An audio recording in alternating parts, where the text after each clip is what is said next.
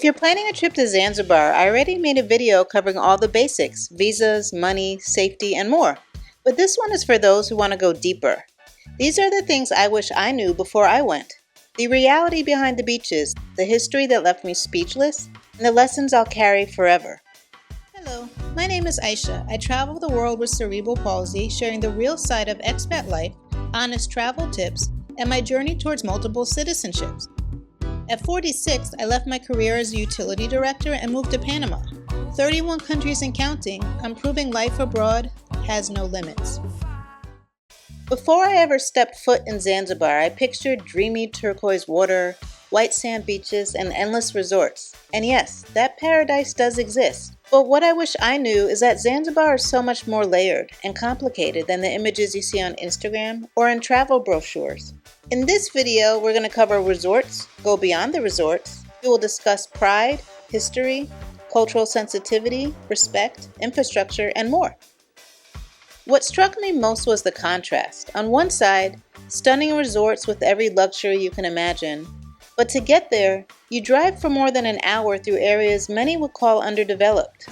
It's a reminder that while tourism is booming, everyday life for locals looks very different. And yet, even with those differences, there's a strong pride you can feel in the music, the markets, the way people carry themselves. I wish I had known how different the resort bubble was from everyday Zanzibar. Even though Zanzibar is part of Tanzania, it has its own government and semi-autonomous identity.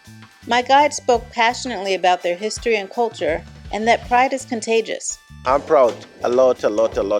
Because Zanzibar, we do have a union. We do have a union with the Tanzania, okay? Or even Tanganyika, I can say that. So Zanzibar did revolution 1964, January 12. In April, Zanzibar will make a union with Tanganyika. And Zanzibar, I'm proud to be from Zanzibar because the first president of Zanzibar, he didn't kill my country. And it's still called Zanzibar. We have our own president, we have our own leader, we have our army also. I'm proud to be Zanzibar. I can't say I'm Zanzibarian, no.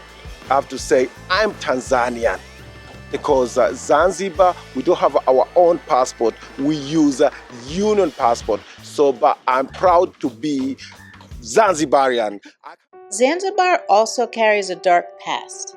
It was once a hub for the Arab slave trade. At the former slave market in Stone Town, you can still see the chambers where people were held in horrific conditions. I've been to other sites tied to slavery. Goree Island in Senegal, where my father was from, the Whitney Plantation in Louisiana, and the slave quarters in the Bahamas. Those reflect the transatlantic trade, but Zanzibar's story was tied to the Arab one, and its legacy can still be felt today, and to be honest, it's one that I'm still processing. What struck me most wasn't just the place, but how people acted there. Some visitors were in tears, deeply moved, and others laughed and joked amongst themselves, seemingly unaware of the weight of the space and other people.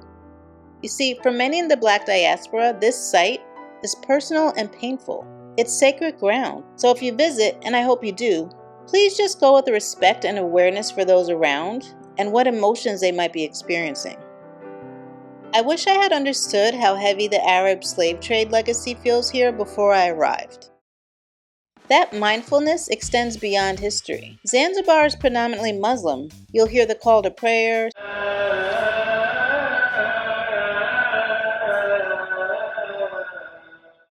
and see that women in headscarves and modest dress is the norm outside resorts. Dressing appropriately and honoring local customs is both polite and respectful.